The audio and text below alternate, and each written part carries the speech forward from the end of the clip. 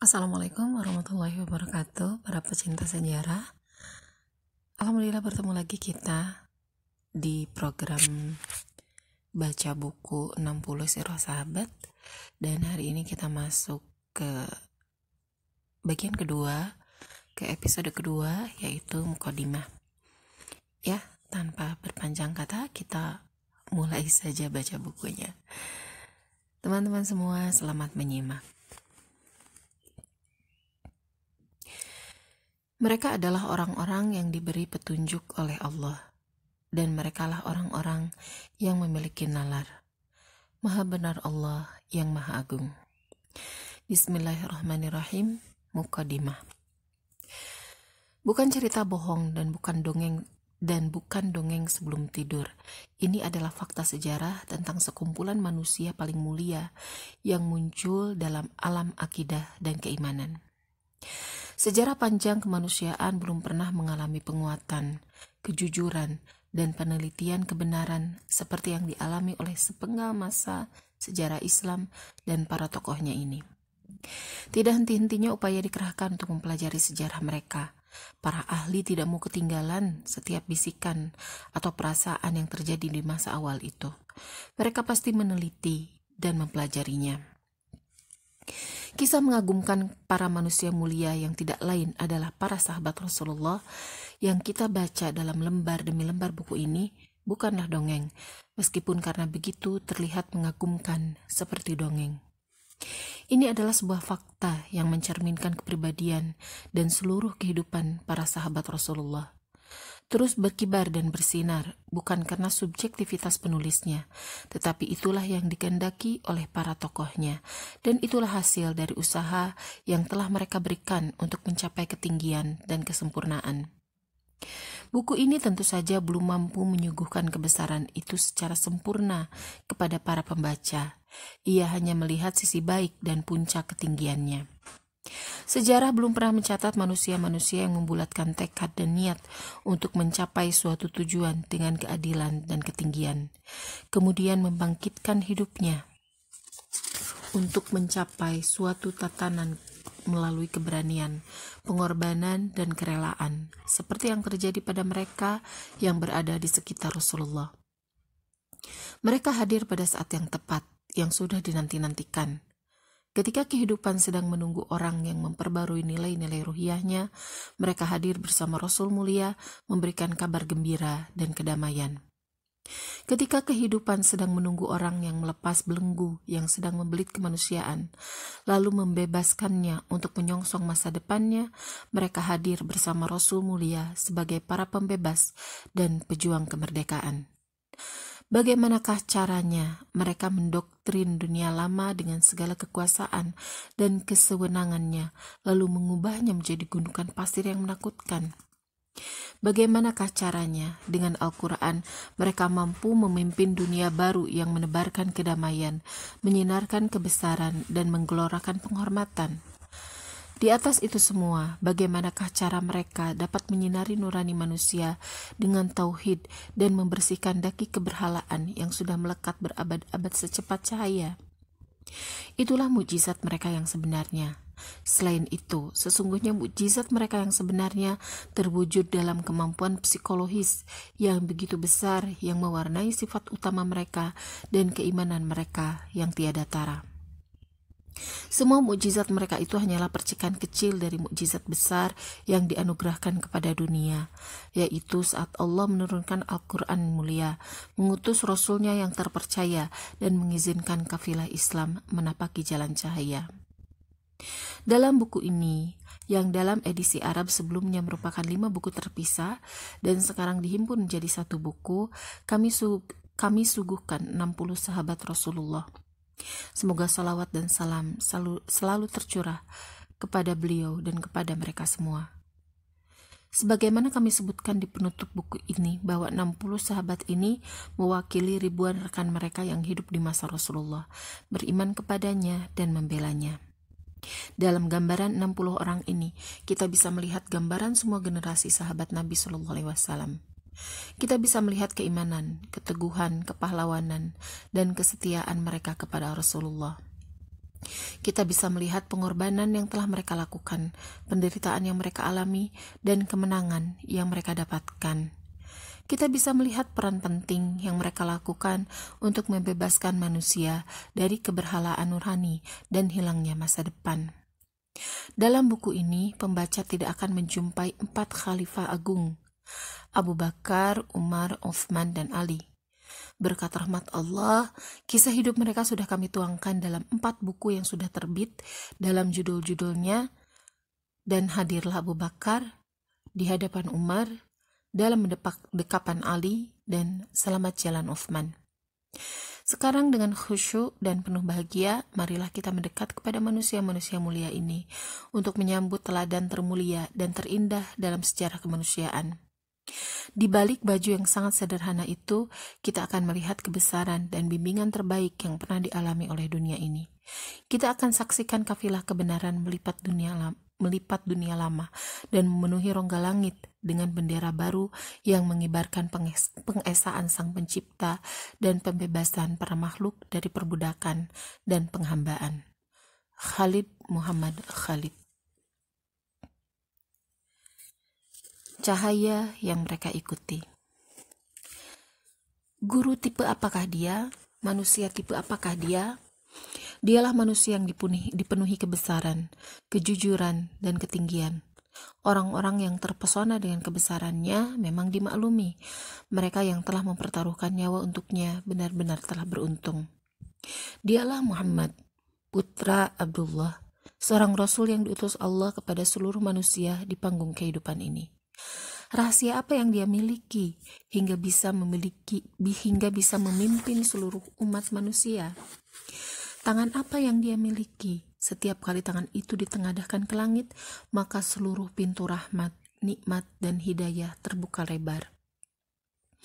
Keimanan, tekad, dan pelaksanaan tipe apa ini? Kejujuran, kesucian, dan kebersihan tipe apa ini? Kerendahan hati, cinta, dan kesetiaan tipe apa ini? Pengkultusan terhadap kebenaran tipe apa ini? Penghormatan terhadap hidup dan yang hidup tipe apa ini? Dia telah dianugerahi Allah kemampuan untuk membawa bendera Allah dan berbicara atas nama Allah. Bahkan menjadikannya mampu menjadi penutup para rasul. Disinilah terlihat bahwa karunia yang diberikan Allah kepadanya sangat besar. Jika lembaran-lembaran pertama buku ini ingin mengawali dengan pembahasan tentang Rasulullah SAW, maka sama sekali belum bisa membahas yang semestinya. Bahkan kami tidak pernah merasa telah menyuguhkan kehidupan Rasul secara utuh kepada para pembaca. Ini tidak lebih dari jari telunjuk yang tengah malu-malu ingin menunjukkan sebagian dari ketinggian dan kebesaran Rasulullah yang menjadikan hati umat manusia terpesona. Dan bahkan ada sekumpulan manusia yang memberikan kesetiaan tiada dua. Sebagian dari mereka inilah yang akan dibahas di buku ini. Mereka terdiri dari kaum muhajirin dan ansor. Kehidupan pun tidak pernah lupa untuk menghirup udara kebesaran itu. Hingga angin yang bertiup selalu membawa berita gembira. Juga membawa para utusan ke seluruh penjuru bumi. Membawa prinsip dakwah dan semerbak para da'i. Membawa kejujuran ajaran dan kebesaran sang guru. Membawa cahaya risalah dan kasih sayang sang Rasul. Itulah tujuannya, tidak lebih, yaitu agar kita bisa melihat dalam cahayanya yang begitu terang benderang sebagai bukti kebesarannya yang sangat menakjubkan yang telah mengguncang kesetiaan kaum mukminin sedemikian rupa, menjadikan mereka melihatnya sebagai tujuan dan jalan yang harus dilalui, juga sebagai guru dan sekaligus teman. Apa yang menjadikan para pemimpin kaumnya berlomba mengikuti ucapan dan agamanya? Lihatlah Abu Bakar, Tolha, Zubair, Uthman bin Affan, Abdurrahman bin Auf, dan Sa'ad bin Abi Waqqas. Apa yang menjadikan mereka rela meninggalkan kemuliaan dan pangkat yang mereka sandang dalam kaumnya, lalu bergegas untuk memilih kehidupan yang penuh tanggung jawab, kesulitan, dan tantangan? Apa yang menyebabkan golongan lemah dari kaumnya berlindung kepada Rasul dan bernaung di bawah bendera dan dakwahnya, padahal mereka mengetahui bahwa Muhammad jauh dari harta benda dan senjata. Dia disakiti dan diusir oleh kekuatan jahat dengan semena-mena, dan dia tidak memiliki kemampuan melawan. Apa yang menyebabkan Umar bin Khattab, manusia arogan, pada masa jahiliyah yang saat itu mencari Muhammad untuk memenggal kepalanya, berbalik ingin memenggal kepala para musuh Muhammad dan telah menyakiti Muhammad dengan pedang yang sama yang sekarang semakin berkilau dengan keimanan. Apa yang menyebabkan orang-orang pilihan dan orang-orang terkemuka di Madinah mendatanginya untuk mengucapkan sumpah setia kepadanya, siap sedia meskipun harus mengarungi lautan dan gunung, padahal mereka tahu betul bahwa peperangan yang akan terjadi antara mereka dengan kaum Quraisy jauh lebih besar dari gunung. Apa yang menyebabkan jumlah kaum mukminin semakin bertambah dan tidak berkurang, padahal setiap pagi dan sore dia berkata kepada mereka, "Aku tidak memiliki wewenang untuk memberi kalian manfaat dan mudarat. Aku juga tidak tahu apa yang aku dan kalian alami." Apa yang menyebabkan mereka mempercayai bahwa seluruh penjuru dunia akan terbuka untuk mereka? Mempercayai bahwa kaki mereka akan berendam dalam danau emas dan kemewahannya. Mempercayai bahwa Al-Quran yang sedang mereka baca secara sembunyi-sembunyi akan berkumandang di angkasa luas dengan suara lantang. Tidak hanya di masa generasi mereka atau di tengah-tengah wilayah mereka, tetapi juga di setiap zaman dan setiap tempat. Apa yang menyebabkan mereka mempercayai nubuat, kabar tentang masa depan yang disampaikan Rasulullah kepada mereka, padahal yang ada di sekeliling mereka, kanan dan kiri, depan dan belakang, hanyalah tanah gersang, pasir panas, batu-batu panas bagaikan kilatan neraka, dan pohon-pohon kering yang pucuknya bagai kepala setan. Apa yang menjadikan hati mereka begitu yakin dan memiliki tekad bulat? Dialah putra Abdullah. Siapakah selain dia yang mampu melakukan semua itu? Mereka telah melihat langsung seluruh keutamaan dan keistimewaannya. Mereka melihat kesucian, kejujuran, kehormatan, keistiqomahan, dan keberaniannya. Mereka telah melihat ketinggian dan kasih sayangnya. Mereka telah melihat pikiran dan penjelasannya. Mereka telah melihat matahari bersinar seperti bersinarnya kejujuran dan kebesaran hatinya. Mereka mendengar perkembangan hidup mengalir dalam nadi kehidupan ketika Muhammad SAW mulai mengisi kehidupan dengan wahyu yang turun di hari itu dan renungannya di hari sebelumnya. Mereka telah menyaksikan semua ini, bahkan lebih banyak dari itu. Bukan dari cerita, tetapi mereka saksikan secara langsung dengan mata dan hati mereka. Di zaman itu, manakala seorang laki-laki Arab melihat sesuatu dan memeriksanya, maka ia akan tahu bagai seorang ahli peneliti. Mereka adalah ahli selidik dan siasat. Seseorang dari mereka melihat bekas kaki di jalan, maka ia bisa mengetahui bekas kaki siapa itu. Saat ia mencium napas orang yang berbicara kepadanya, ia bisa tahu apakah orang itu jujur atau berbohong.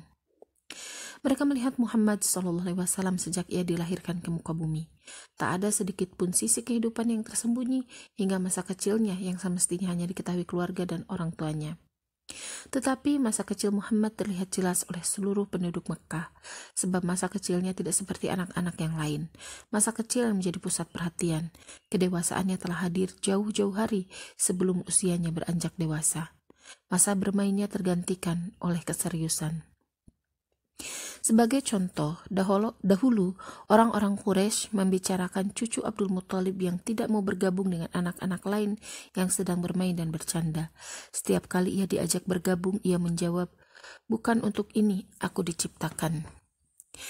Orang-orang Quraisy itu juga membicarakan apa yang diceritakan oleh pengasuh dan ibu susunya, Halimah, saat mengembalikan Muhammad kecil kepada keluarganya, seraya menceritakan semua yang dia lihat dan dia alami bersama Muhammad kecil. Dia yakin bahwa Muhammad kecil bukan anak biasa. Semuanya kembali ke rahasia Allah yang akan tersibak di hari-hari berikutnya. Sedangkan masa remajanya, sungguh ia pemuda yang benar-benar suci. Lebih jelas dari masa kecilnya.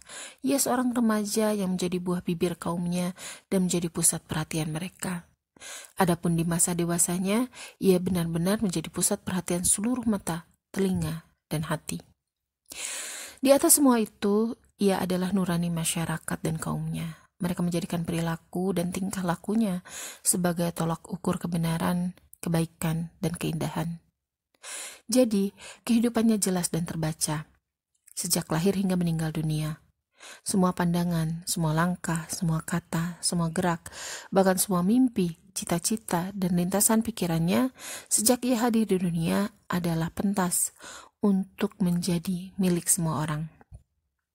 Dengan bekal semua keistimewaan itu, seakan Allah ingin berfirman kepada seluruh manusia, "Inilah utusanku. Kepada kalian semua, sarananya adalah logika dan akal." Dan inilah seluruh kehidupannya sejak dia masih bayi. Dengan logika dan akal pikiran yang kalian miliki, cermatilah kehidupannya dan sikapilah. Apakah kalian melihat ada keraguan, ada pemalsuan? Pernahkah ia berbohong meskipun hanya sekali? Pernahkah ia berkhianat? Pernahkah ia merendahkan orang lain? Pernahkah ia menzalimi orang lain? Pernahkah ia membuka aib orang lain? Pernahkah ia mengingkari janji? Pernahkah ia memutus tali silaturahmi? Pernahkah ia melalaikan tanggung jawab? Pernahkah ia meninggalkan etika? Pernahkah ia mencaci maki orang lain? Pernahkah ia menyembah berhala? Cermati dan telitilah dengan seksama. Tidak ada satu tahapan hidupnya yang tersembunyi.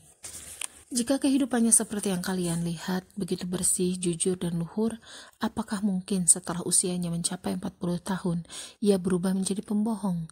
Dan kepada siapa ia berbohong? Kepada Allah, di mana ia mengaku sebagai utusannya, manusia pilihannya, dan wahyu darinya, dan mendapat wahyu darinya?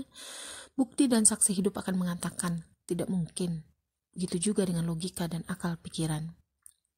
Lantas dengan metode apa kalian berpikir, dan dengan wewenang apa kalian mendustakannya?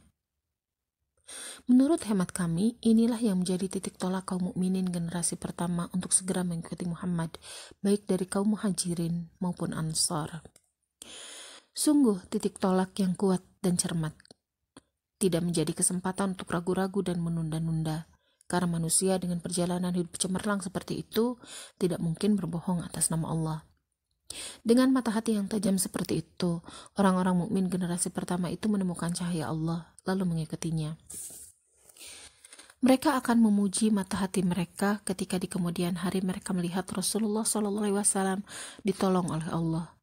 Seluruh jazirah Arab tunduk kepadanya, dan pintu rezeki terbuka lebar untuk mereka. Sesuatu hal yang tidak mereka duga sebelumnya. Ternyata semua itu semakin menambah kezuhudan, kesolihan, dan kesederhanaannya, hingga di saat ajal menjemputnya, ia sedang tidur di atas anyaman daun kurma yang berbekas pada kulit tubuhnya.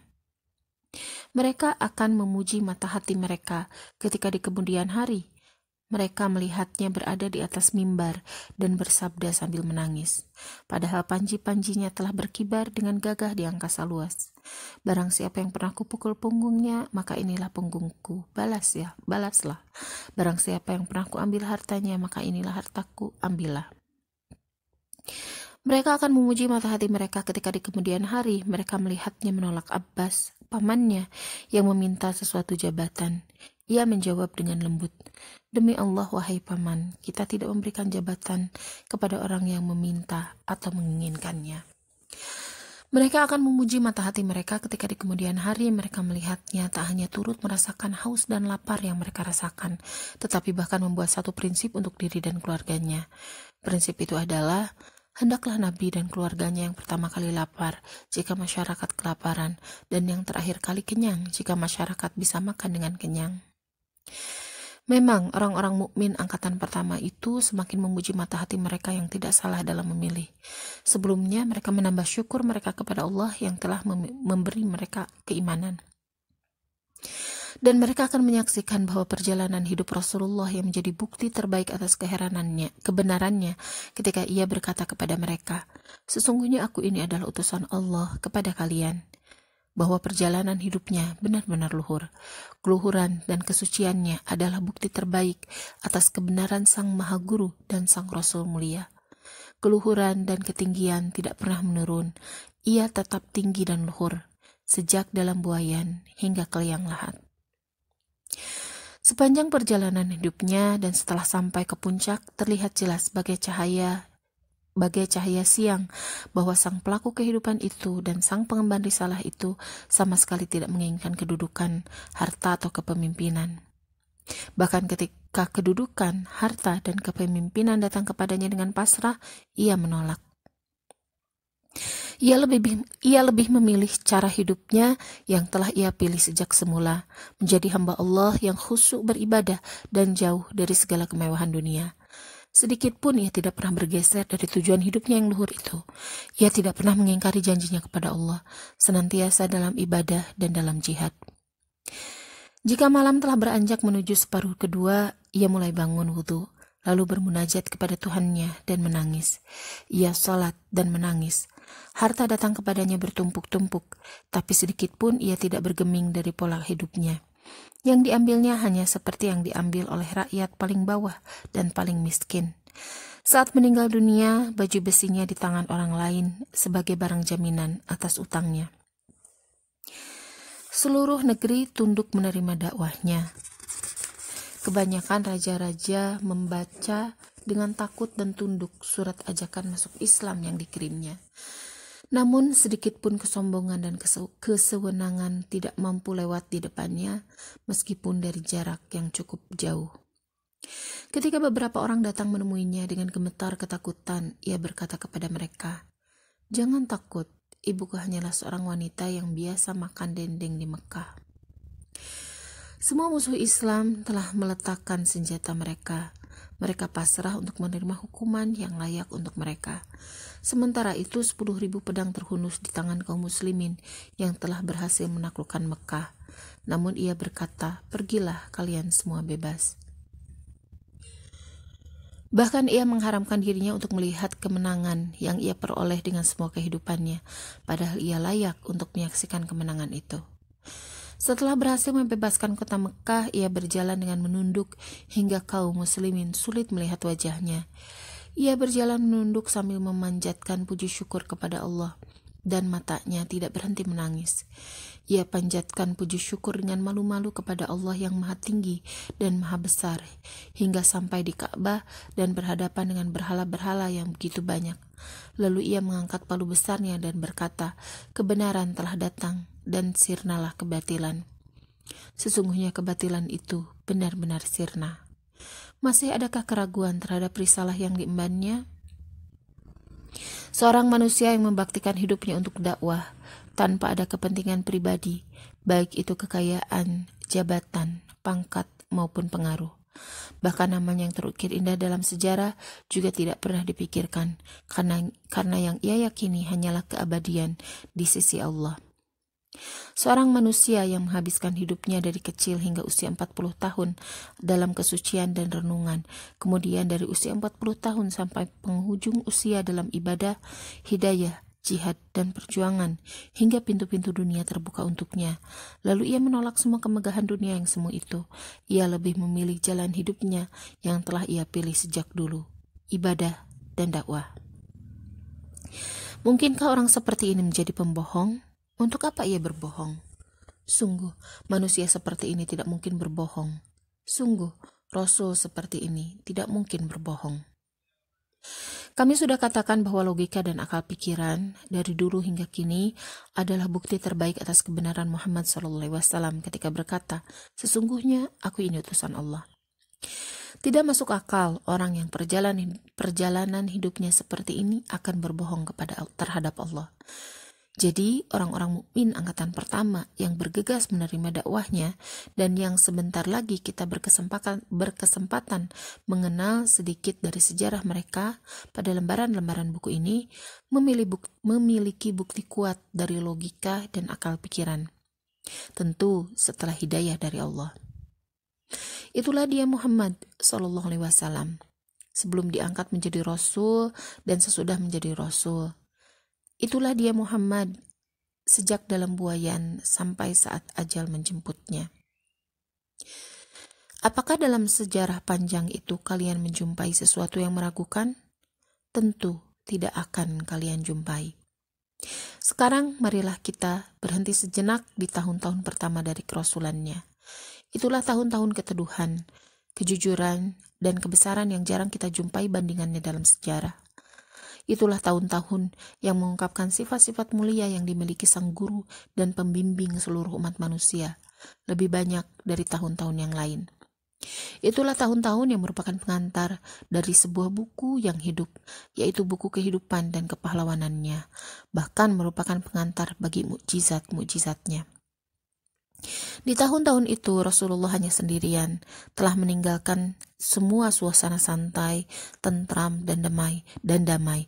Lalu ia tampil di hadapan segenap manusia dengan membawa sesuatu yang selama ini tidak mereka kenal atau yang mereka benci. Ia tampil untuk berbicara dengan akal pikiran mereka. Sungguh suatu tugas yang sangat sulit ketika seseorang harus mengarahkan bicaranya pada akal pikiran, bukan pada perasaan. Bukan hanya itu yang dilakukan Muhammad Rasulullah.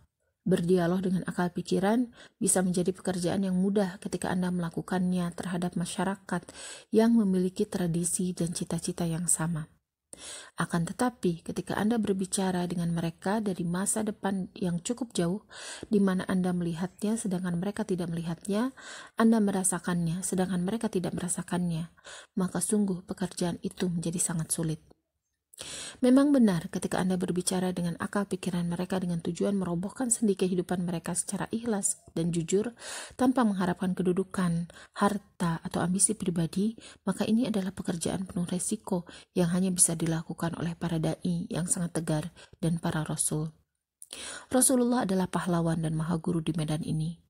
Waktu itu, ibadah mereka adalah menyembah berhala dan agama mereka adalah seremonial pemujaan berhala. Sedikit pun Rasulullah tidak menggunakan basa-basi. Sulitnya jalan dan beratnya beban sebenarnya bisa dijadikan alasan baginya untuk menggunakan kecerdikannya yang luar biasa untuk mempersiapkan jiwa orang-orang itu sebelum disuguhi ajaran tauhid. Untuk menjauhkan kaumnya dari Tuhan-Tuhan mereka yang telah mereka warisi sejak ratusan tahun sebelumnya. Sebenarnya, ia bisa saja memilih jalan memutar, menghindari konfrontasi mendadak yang pasti akan menimbulkan penolakan dan penentangan. Maka sudah pasti, kedengkian yang telah lama terpendam itu memperoleh jalannya dan semua senjata tertuju kepadanya.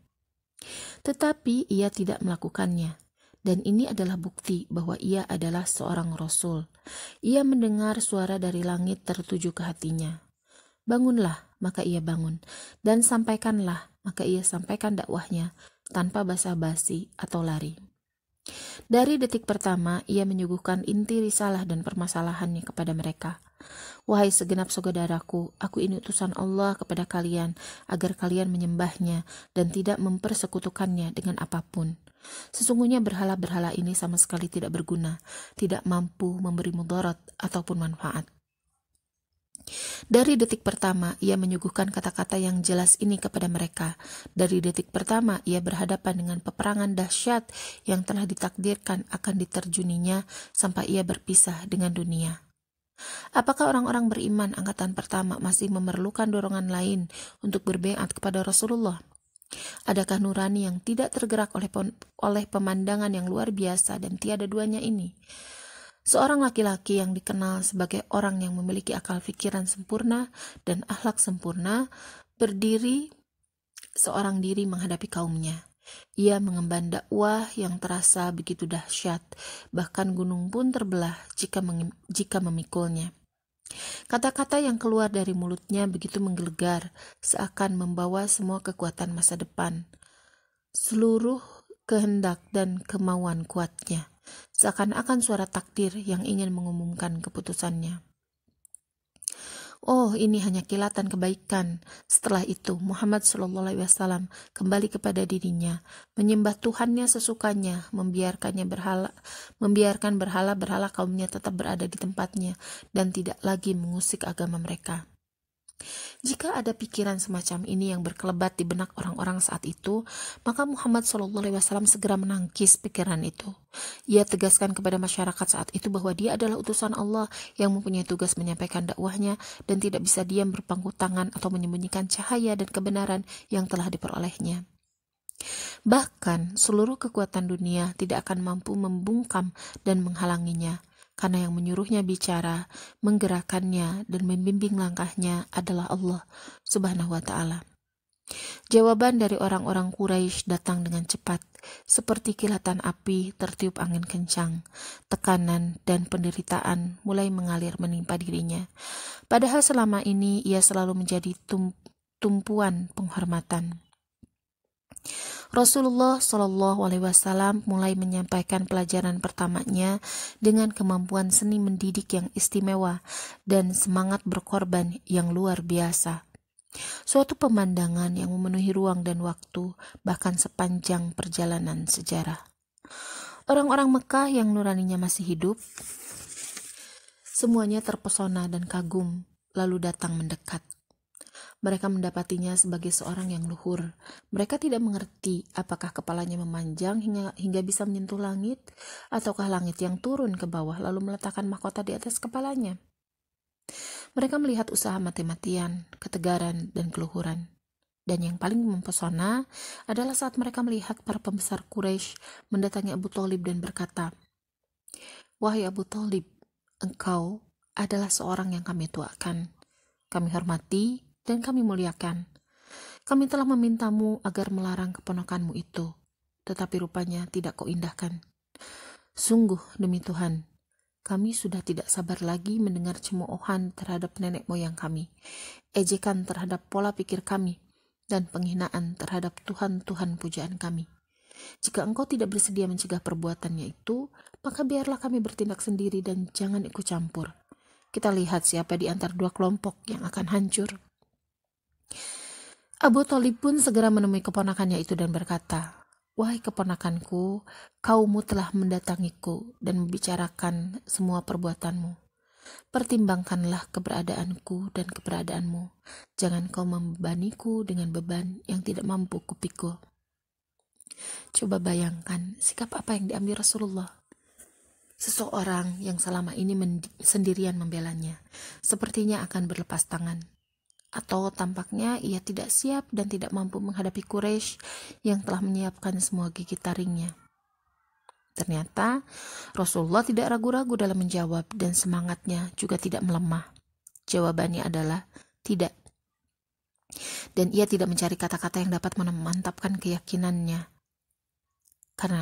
Karena ketika itu, keyakinannya berdiri tegak di atas singgasana keguruan, seraya mengajarkan kepada umat manusia pelajaran yang teramat penting dan membacakan prinsip-prinsipnya yang mendasar.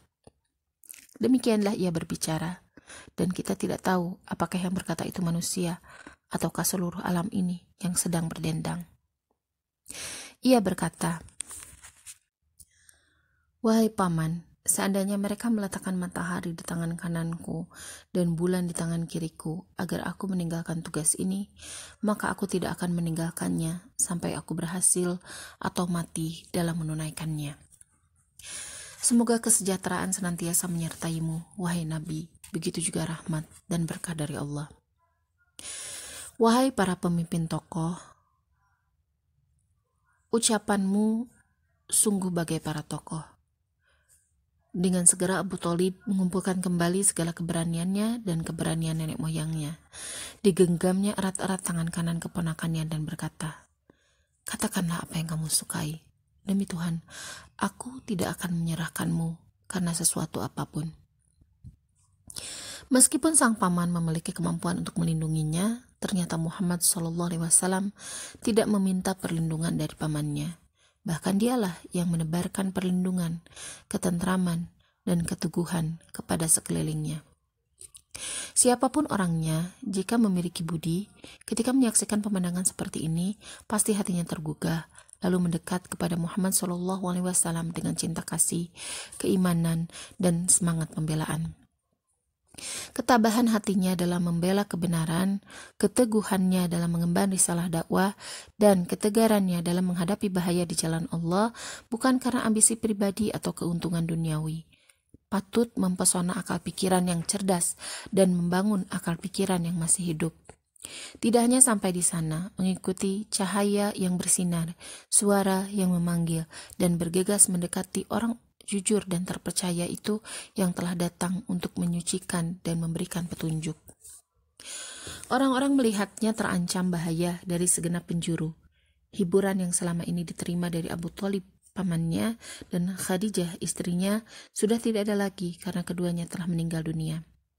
Barang siapa yang ingin menggambarkan betapa beratnya penganiayaan dan permusuhan yang dilancarkan oleh orang-orang Quraisy terhadap Rasul yang sendirian itu, maka cukuplah kiranya jika ia mengetahui bahwa Abu Lahab sendiri yang menjadi seteru dan musuh terbesarnya sampai merasa iba melihat apa yang dialami oleh Rasulullah, hingga ia menyatakan siap melindungi Rasulullah dan siap menentang semua permusuhan terhadap dirinya.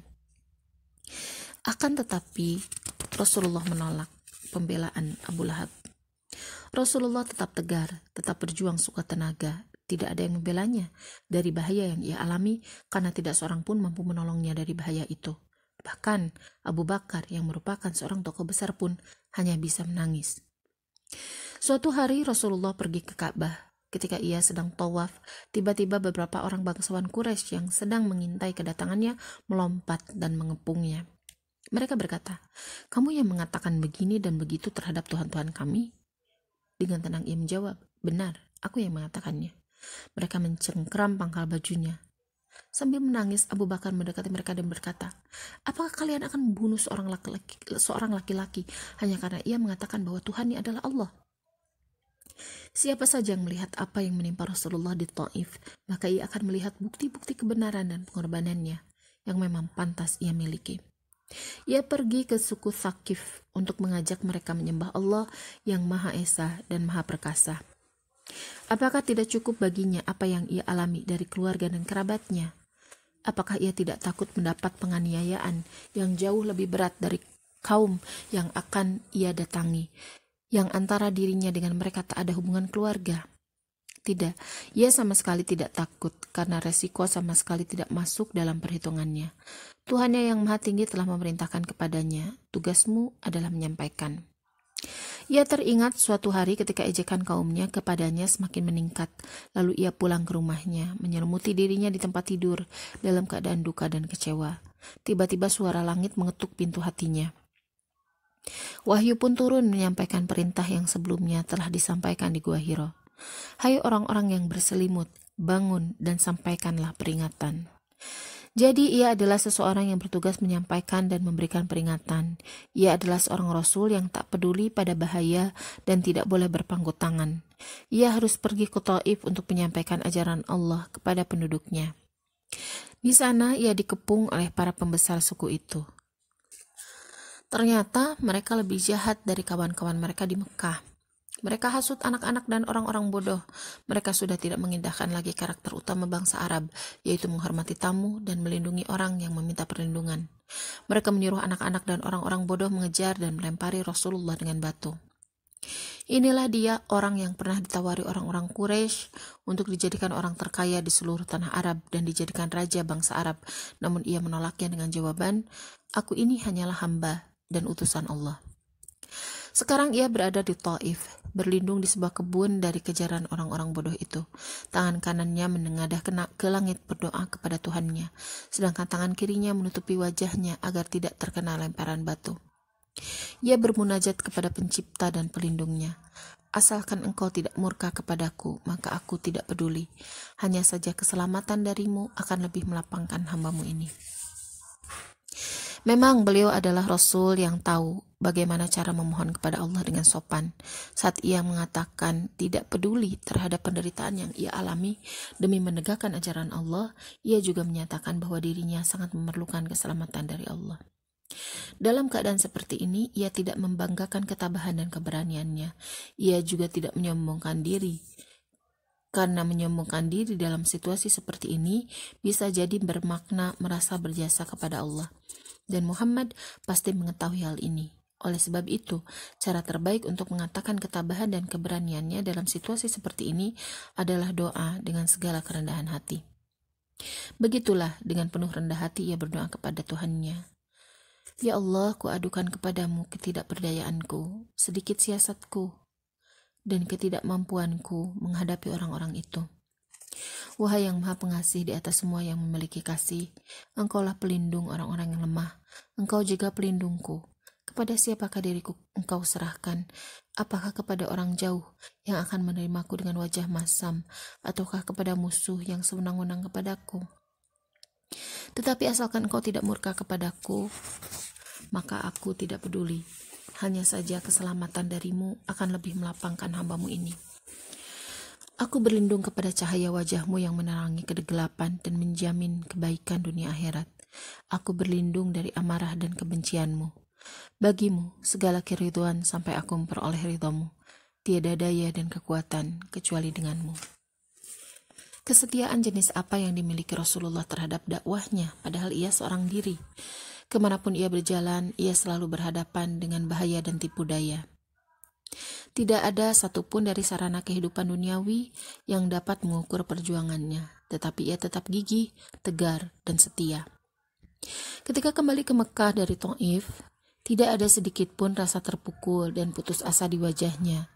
Sebaliknya yang terlihat di wajahnya adalah harapan, kegembiraan, dan perjuangan tiada henti. Ia mendatangi suku demi suku. Sehari ia habiskan di suku Kindah, hari berikutnya di suku Bani Hanifah, lalu hari berikutnya di suku Bani Amir. Begitulah suku demi suku ia datangi. Kepada mereka semua ia mengatakan, sesungguhnya aku ini utusan Allah kepada kalian. Dia menyuruh kalian menyembah Allah dan tidak menyekutukannya dengan sesuatu pun, dan agar kalian meninggalkan berhala-berhala yang selama ini kalian sembah. Di perkampungan suku-suku terdekat, Abu Lahab selalu mengikutinya dan berkata kepada orang-orang itu, jangan percaya kepadanya, ia mengajak kalian pada kesesatan.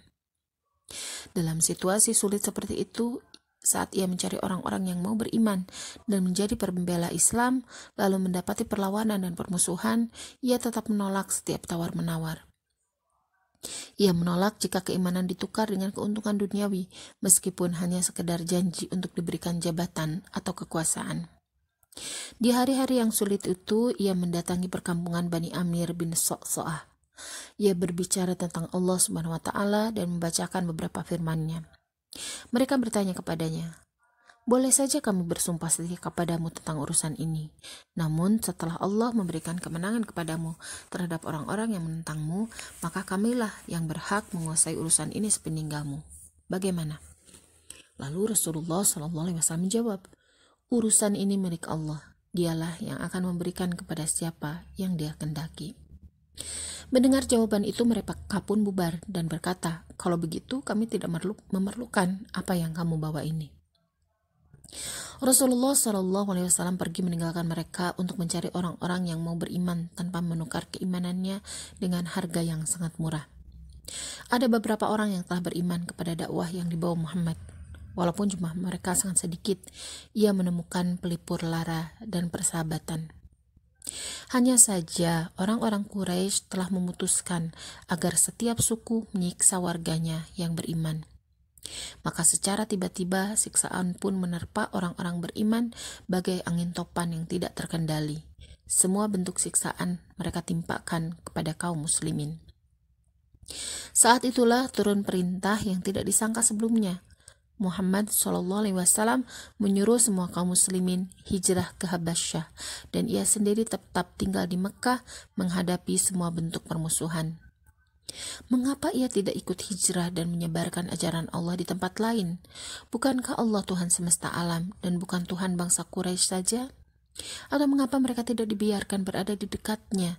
Bukankah keberadaan mereka di dekatnya pasti membawa manfaat? Meskipun jumlah mereka tidak seberapa, tetapi keberadaan mereka di Mekah merupakan daya tarik tersendiri bagi yang lain untuk masuk Islam. Selain itu, di kalangan mereka ada beberapa orang tokoh yang termasuk bangsawan tinggi Quraisy, orang-orang kuat dan gagah berani. Dari Bani Umayyah ada Uthman bin Affan, Amr bin Sa'id bin As, dan Khalid bin Sa'id bin As.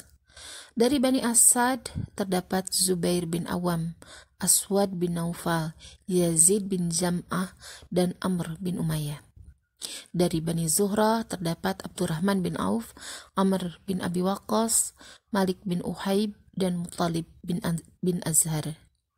Mereka dan banyak lagi yang lain adalah termasuk orang-orang yang keluarganya tidak akan berdiam diri ketika anggota keluarga terus-menerus disiksa.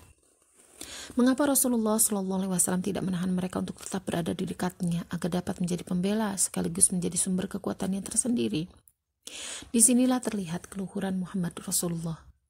Beliau tidak ingin terjadi kekacauan atau perang saudara, meskipun ada kemungkinan pihaknya lah yang menang. Bahkan bisa dipastikan bahwa pihaknya lah yang akan menang.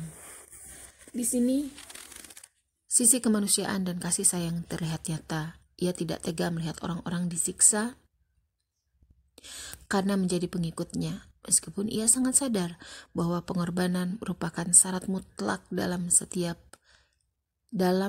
perjuangan mulia dan perjalanan dakwah yang agung. Jika harus berkorban, marilah berkorban. Tetapi ketika siksaan itu bisa dihindari dengan suatu cara, maka kaum muslimin harus memilih cara itu. Lantas mengapa ia tidak ikut hijrah bersama mereka? Ia belum diperintahkan untuk pergi. Tempatnya adalah di sini, di muka bumi yang penuh berhala, di bumi yang penuh berhala. Ia akan terus menyuarakan asma Allah yang Maha Esa, dan ia akan terus menerima siksaan dan penganiayaan tanpa gelisah dan keluh kesah, selama yang dianiaya itu dirinya dan bukan orang-orang miskin dari pengikutnya, juga bukan orang-orang bangsawan yang telah menjadi pengikutnya. Adakah yang pernah melihat keteguhan dan pengorbanan seperti pemandangan ini? Kalau ada, coba tunjukkan. Inilah keluhuran yang tidak mampu dilakukan kecuali oleh mereka yang punya semangat kuat dari kalangan para rasul dan orang-orang pilihan. Karakter manusia dan karakter seorang rasul berpacu secara kuat dan mengagumkan pada diri Muhammad SAW. Orang-orang yang meragukan kerasulan tidak akan meragukan kebesaran, keluhuran jiwanya, dan kesucian sisi kemanusiaannya. Dan Allah yang lebih mengetahui di mana ia akan menempatkan kerasulannya itu, telah memilih seorang manusia yang dididiknya setinggi apa yang diinginkan manusia untuk mencapainya, dari sisi keagungan, keluhuran, dan kejujuran. Orang-orang saat itu mendengar dan menyaksikan bagaimana ia menegur setiap sikap berlebih-lebihan dalam memuliakan dirinya, bahkan juga terhadap sikap yang jauh dari berlebihan. Ia menegur mereka hanya karena mereka berdiri untuk menyambut kedatangannya. Janganlah kalian berdiri seperti yang dilakukan orang-orang asing. Sebagian mereka mengagungkan sebagian yang lain. Saat putranya Ibrahim meninggal dunia, terjadi gerhana matahari. Maka kaum muslimin meyakini bahwa terjadinya gerhana matahari itu karena matahari ikut bersedih atas kematian anak Rasulullah. Rasulullah yang jujur dan luhur itu langsung mengoreksi anggapan itu.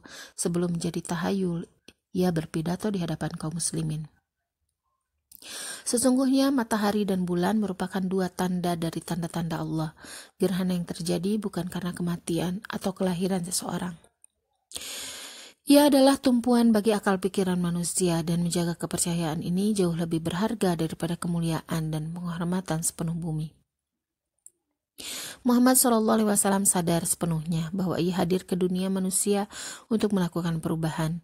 Ia juga sadar bahwa dirinya bukan hanya diutus untuk orang-orang Quraisy dan bukan untuk orang Arab saja. Dirinya adalah Rasul yang diutus untuk seluruh umat manusia. Dan Allah Subhanahu wa Ta'ala telah membuka mata hatinya menembus kejauhan yang akan dicapai oleh dakwahnya, dan tempat benderanya akan berkibar.